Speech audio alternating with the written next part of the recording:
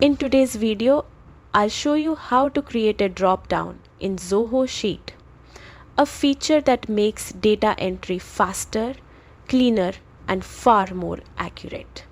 Let's jump in. Start by selecting the cell or the range of cells where you want the drop-down to appear.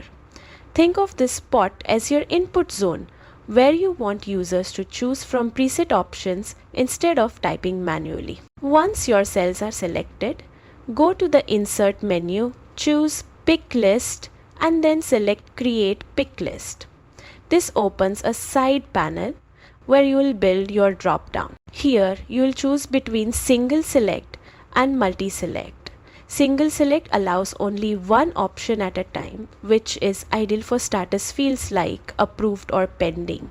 Multi-Select lets users choose more than one option, perfect for task lists or items that need multiple tags. Next, set up your data source.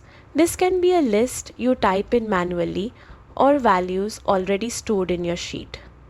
This list becomes the menu your dropdown will display, so make sure it includes every option your users will need. From there, feel free to adjust the visual style.